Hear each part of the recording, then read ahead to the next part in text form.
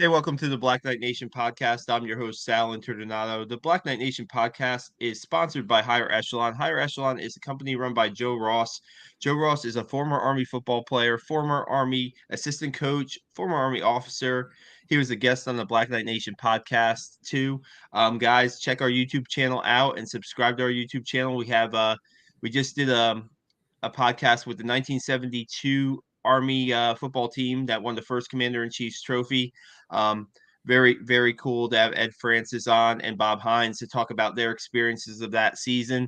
Army and Air Force football coming up on Saturday at Commanders Classic in Arlington, Texas. So we'll have coverage of that. And we really want to appreciate having our guest on today, Kevin Ward, Army wrestling coach, to talk about Army's wrestling program.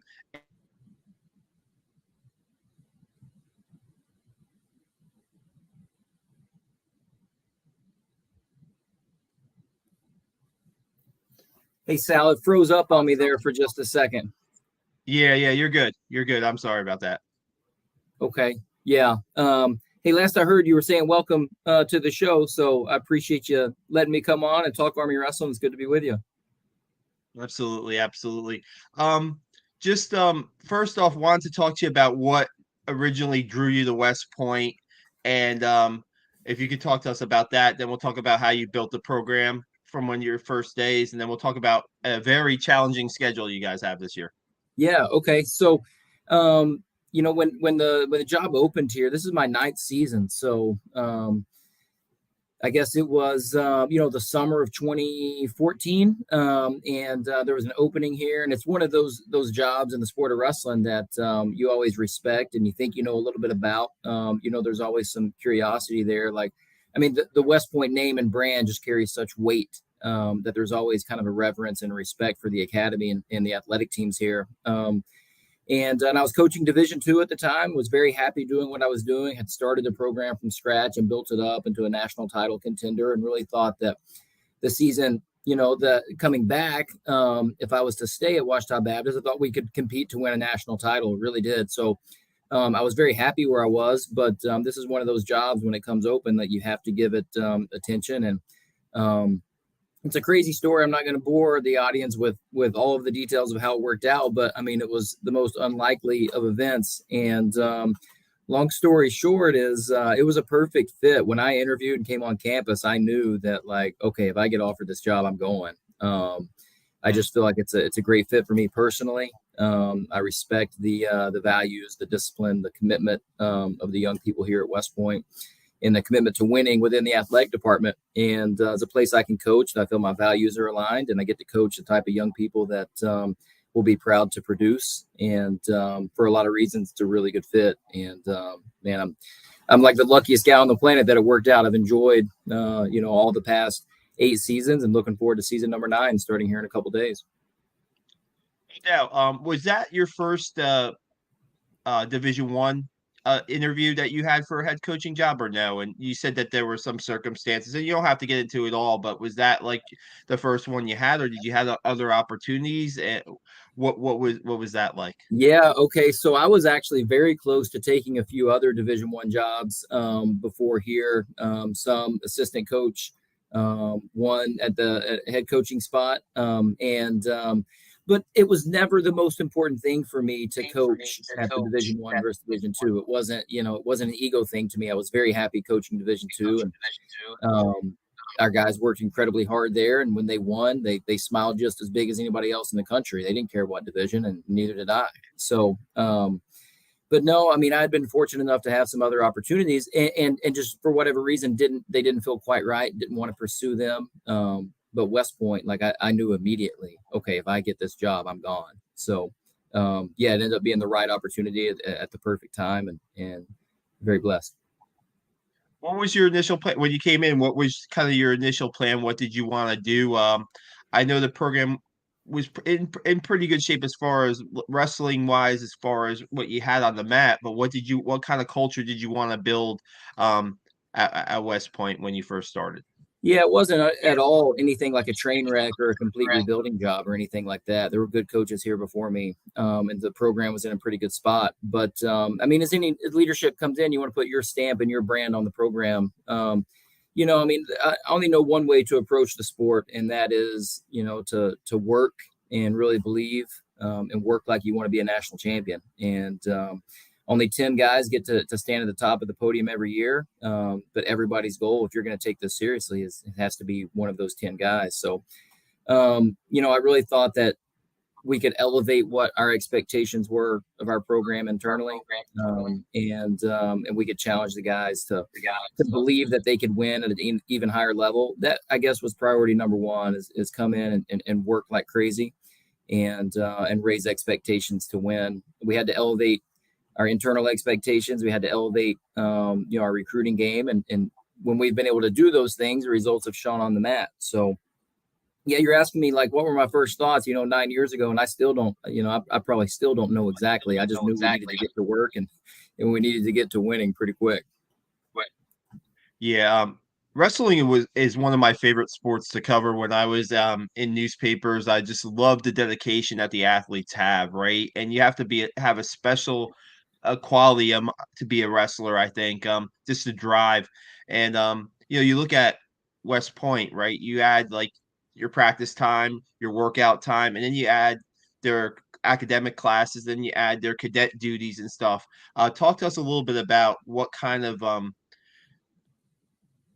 qualities you have in your wrestlers and what kind of people you have on your that represent your wrestling team when they take the mat, because I have to think it has to be a special breed of a wrestler in person on the I mat for you mean, guys. I think wrestling at West Point may be the hardest thing that someone could choose to do, at this stage in their life. And that's not something that we hide behind. We kind of lean into it. It's intimidating because, a difference in West Point and a lot of places is everyone expects your best all the time. So at a lot of places in practice, your coaches expect your best for 2 hours or so in practice, but when you leave, nobody else really cares if you're giving your best effort. But at West Point, everybody you interact with wants your best all the time, and that can be exhausting and that can be intimidating. It's also extremely rewarding and transformational for these young people too. First and foremost, you have to absolutely love it, and if you don't love it, you can't make it. At this level. So you have to love it and you have to be extremely competitive. If you don't love to win and hate to lose, then this isn't going to be the place or the program for you. So if you love the sport of wrestling, if you're really competitive, and then you fit, you can live the lifestyle that we expect here, which is discipline and maintaining a high standard and being willing to be a role model and set a high example for people at all times, then you can be a great fit for our program. If those things don't interest you, then you're probably a great fit somewhere else. But we're going to want somebody's best all the time, and I'm really proud of the group of guys we have on our team because they represent that. You talked about recruiting, right? And you talked a little bit about what you guys wanted to do on the recruiting side. And I was going through your roster last night, and I think you have 20 states represented on your roster. So it shows that I always think with the football team too. It's a national. Army is no doubt a national brand, right? And I mean, with the staff that you have, I gotta think that recruiting is very important for you guys, right? And it's also like it's a daily thing. I'm guessing that it's a constant there because you're recruiting the nation. You're trying to get the best kids to come. Division I wrestling, the competitiveness and the teams and stuff. Talk to us a little bit about recruiting for your program. Well, besides taking care of the guys on our current roster and looking after them and helping develop them, I mean, it's the most important thing that we do. It's like building community and fundraising and recruiting and developing your current team. Like those are the responsibilities that we have. It's a daily, it's daily work for us. If you want to be great at it, you have to do it every single day. Like you can be pretty good at it if you just want to do it a few days a week, but to be great at it, it's got to be an everyday freaking thing. And I've been fortunate to have some really good assistant coaches over the past few years, and Our staff right now is just incredible. They're crushing it on the recruiting, and it's just a matter of getting the word out and letting people know what we really are and what we're really not. I think there's a lot of misconceptions about West Point and what it's like to be a wrestler athlete here. And a lot of our recruiting is just educating people on here's what we are, here's what you do while you're here, and here's the opportunities that open up when you graduate. And when you talk to people about that, look, you can get an elite level degree, like a tier 1 elite academic experience with opportunities that are unmatched. And at the same time, you get to compete at one of the best programs in the country that continues to climb and get better every year. If someone's not interested in those things, they're not a good fit. And if they're interested, then, the process continues. And something we work on every day. We feel like we're a national brand, like we can go and recruit anywhere and be successful. So, yeah, it's something we focus on every single day. Yeah, and you're getting kids, wrestlers from like Pennsylvania, which is considered one of the top states in the country, right? I think 10 of your guys are from Pennsylvania. Ohio is a strong. You're getting the wrestlers from the strong high school, prep states too. It's pretty impressive what you guys are able to do. And then, like I was trying to find the right word to describe your schedule coming up this season, Kevin. As I came up with challenging, but man, you look at it's like a who's who sometimes, like who you're wrestling almost. Like I see Iowa on the schedule. I see Penn State as part of the Black Knight invite. You open up this weekend with the Black Knight Scramble with Oregon State, LIU, and Queens University of Charlotte. Talk to us a little bit about putting together this schedule, because I think, when I think of football, I think of schedules that are done way in advance. How is this something that kind of comes together maybe the season before? How does a schedule like this come together for you guys? Okay, yeah. So like scheduling 101, we typically will start scheduling for next season about January. So we're a couple months away from scheduling, like really locking in dates for the next season. So this isn't something that you lock things in 3, 4, 7 years in advance like football schedules. It's also not a sport where your overall team dual meet record matters in the postseason. Where other sports you're trying to get a certain team record so you can qualify for, post. For us, it's about individual records. Now we want to win every team competition we have. That's a given in athletics. But a difference in wrestling and some other sports is, as a team, theoretically, you could go defeated the entire year, and whatever. And at the end of the season, if you have a few elite wrestlers, you can still be in the top 10 in the country. It's kind of bizarre the way wrestling scoring works, but it allows us to schedule, opponents at different levels from around the country. And anything that we think is going to make a positive impact for our guys and make us better, propel us forward, if it gives us that opportunity, we're going to consider it.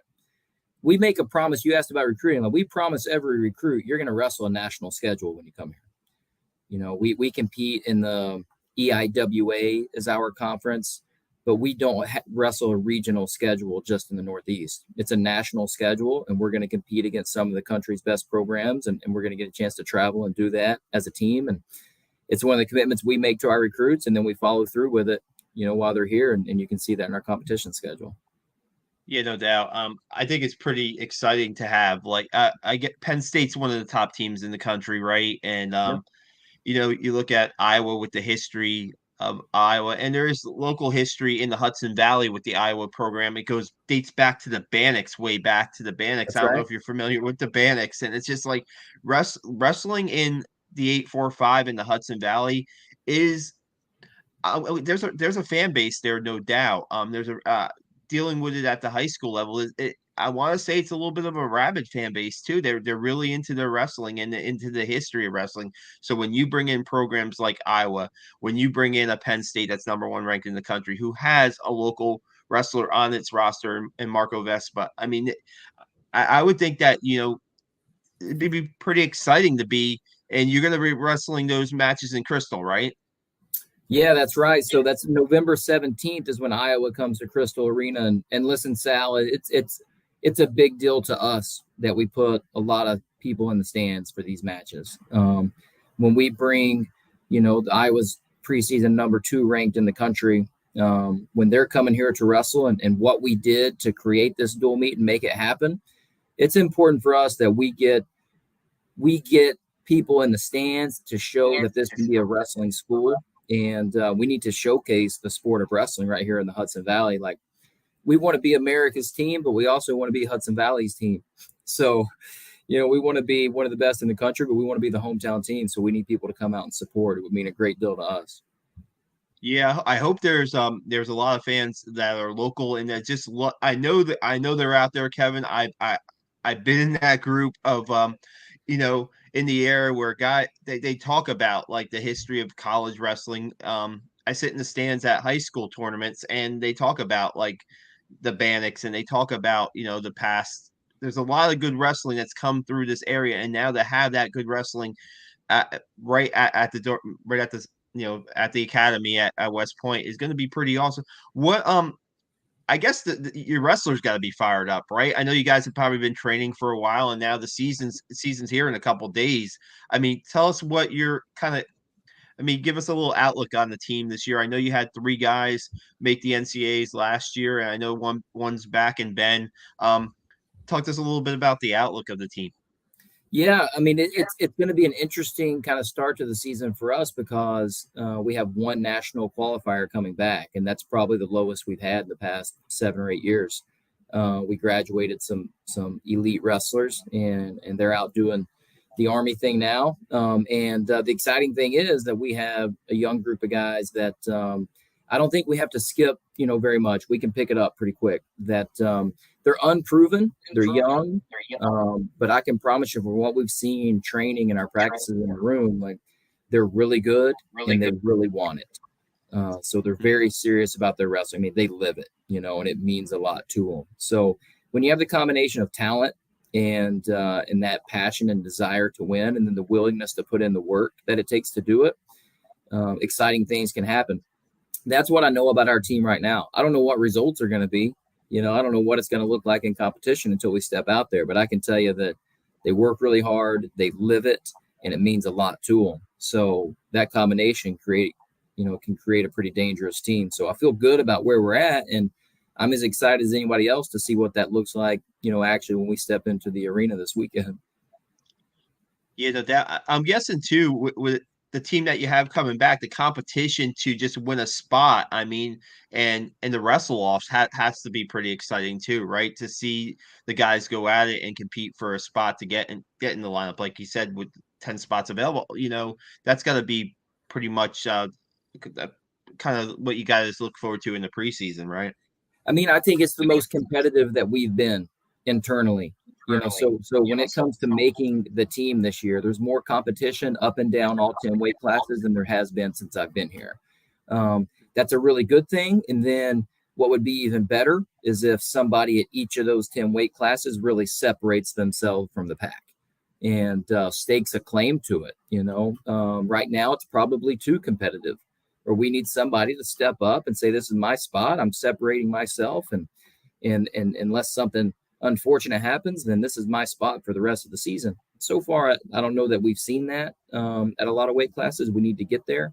But at the same time, it's really exciting to see the competition that we have for those spots. So, yeah, I mean, it's a good problem to have.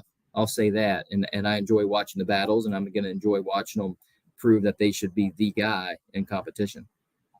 Yeah, I guess this Black Knight Scramble where you have 3 matches, right? I mean, is that a time where you can move guys in and out of the lineup to see who is going to be the guy to I mean, you could do it in practice, right? Like just like in any sport, but until you take the mat in competition, then you see what they're really kind of made of, right? That's exactly right. It's like maybe a football analogy. If you had a DB covering a wide receiver for 10 months out of the year, it's probably not going to be that exciting.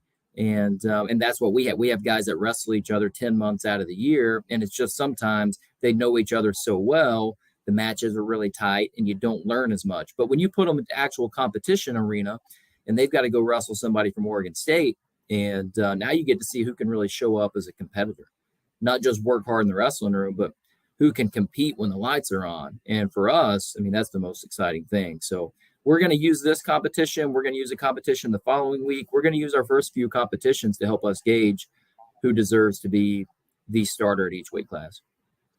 Yeah, next week you got the Journeyman in Bethlehem, Pennsylvania, right? Nebraska and Sacred Heart, you guys are wrestling. Um, and then I was going to ask you about the Soldier Salute I saw on your schedule. What's that all about?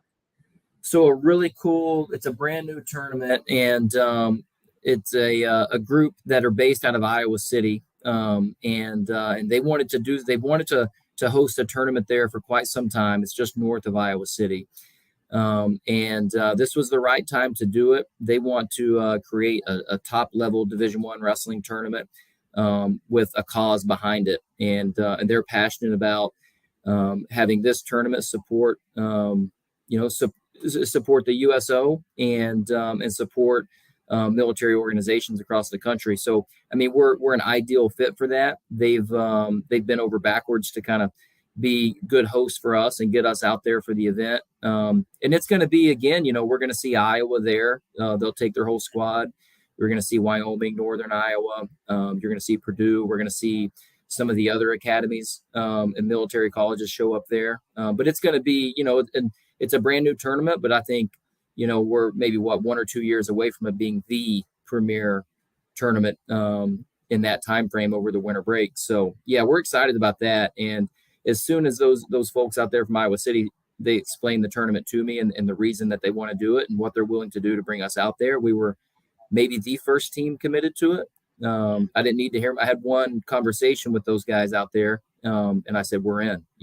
Tell everybody that West Point's coming, and let's build something special. So, yeah, we're excited for that. What is that? December 29th and 30th in Coralville, Iowa.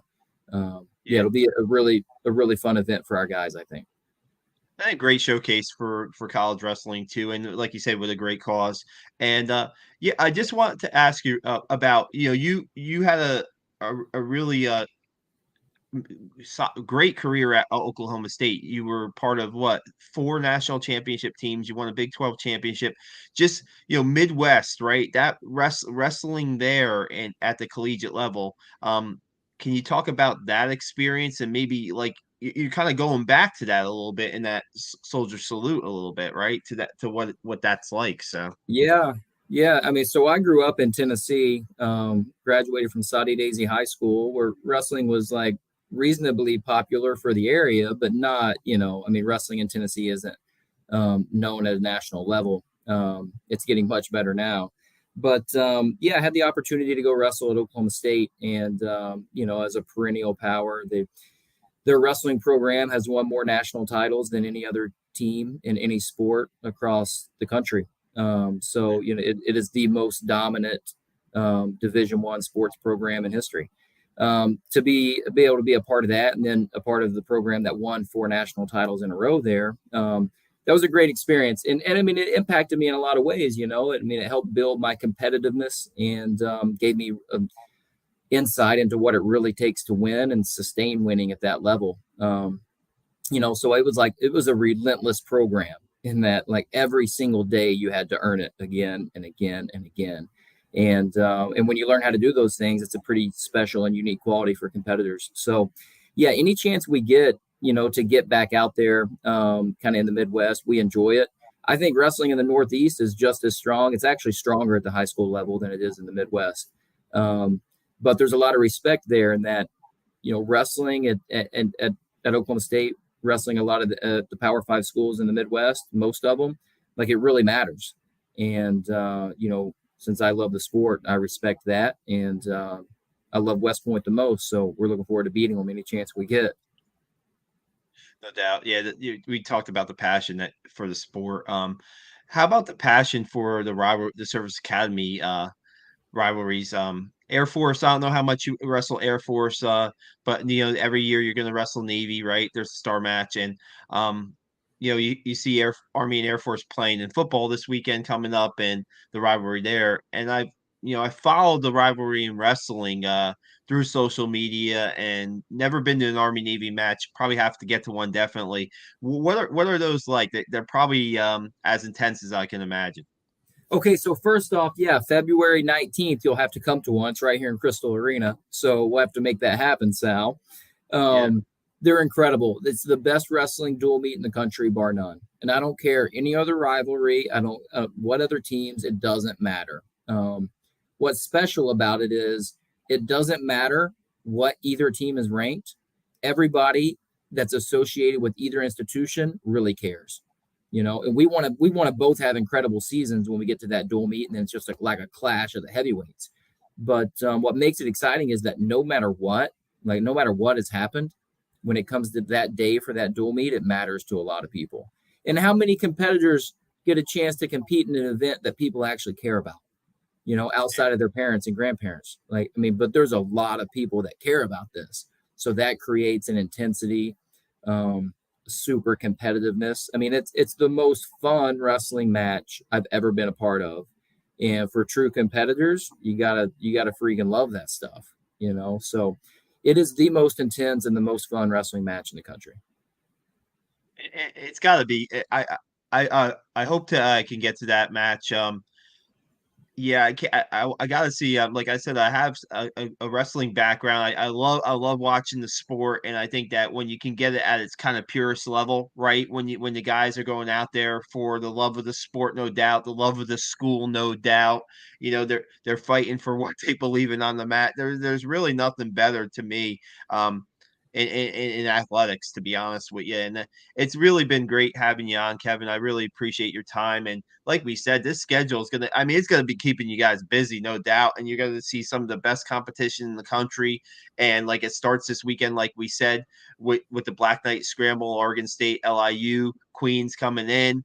And just to like as a parting comment from you, how excited are you about this season and what this team's going to be facing and the team in general? I look forward to every season, but this unique group that we have right now has been one of the most fun groups to coach through a preseason. They bring a lot of energy, and like I said, I'm as excited as anyone else to see what that product's going to look like when the lights are on in the arena. So, yeah, we kick off this weekend, and then those two big dates at home in the month of November 17th with Iowa coming to town, and then hosting a tournament with 9 visiting teams, including the defending national champions, Penn State, on November 20th. Those are dates that are circled on our calendar that any wrestling fans in the area need to be aware of. And tickets are available on our website. We're looking forward to large crowds for both. I appreciate you having me on, helping me spread the good word about Army wrestling. I look forward to sharing the season with you and your listeners. Absolutely. The tournament that you have with Penn State come in, is that like a round robin thing? Do you end up wrestling Penn State or? Yeah, so it's going to be like an individual bracketed tournament. So okay, all 10 weight classes are going to have a bracket, and I'm going to forget some teams, but there's a local flavor to it too. There's us, there's Columbia, Hofstra, Bloomsburg, a school in Pennsylvania, not that far away. Of course, Penn State, and then we're bringing in some outside of the area teams. Campbell, which is a very strong Southern Conference team. Indiana is coming over from the Big Ten. And like a Brown from the Ivy League, it's a few hour drive, but there's a local flavor and some big time wrestling. It'll last from about 10 a.m. to 4 or 5 p.m. It'll be a big time event. And like I said, it'll be one of the best days of wrestling, the best day of wrestling in the Hudson Valley for sure. Yeah, that's going to be really awesome. That's on, you say coming up in a couple weeks. Thanks so much. And guys, if you want to check out Army Wrestling, check out what is your Twitter handle, Kevin? And I appreciate that. Check us out. We're you can find us on Instagram. If you search Army Wrestling, you can find me personally on Twitter and Instagram, Coach K Ward. And we try to pump a lot of social stuff out, to keep our fans aware and engaged. So Instagram is probably the best spot. You search for Army Wrestling, you'll see our logo. You're going to find us, and Coach K Ward on Instagram. I'll see you guys there too. Yeah, I Locker of the Day you guys are doing, I saw that or something on your Instagram. Listen, this thing is kind of like taking over. I get more comments about the Locker of the Day, no kidding, than anything else. And so if you're on there and you're checking it out, just drop something in the comments. Let these guys know if their lockers are looking good. Give them a thumbs up or a thumbs down. And I don't know how, but it's motivated our guys to clean their lockers up just a little bit. So I am for it. So we're going to keep this thing going. Once we get through all the wrestlers, then maybe we'll have the coaches' lockers of the day too. I need some work on that. So I need a little bit of time. Me too. I got to get mine in order, and I got maybe my 9-year-old daughter. I could use something like that to get that going too. But I really appreciate it, Kevin. Again, check out Army Wrestling. They open up this weekend. The Black Knight Scramble, Oregon State, LIU, Queens University. Check out their social medias. And guys, thanks so much for joining us. Give our YouTube channel a subscribe. Give this video a thumbs up to get it out there, and we'll put it up on my social media at Sal Interdonato and Black Knight Nation's social media too, Twitter, and we'll get it up on our Instagram too. So thanks a lot, Kevin. Thanks a lot for your time this morning. Yeah, appreciate you. Go Army.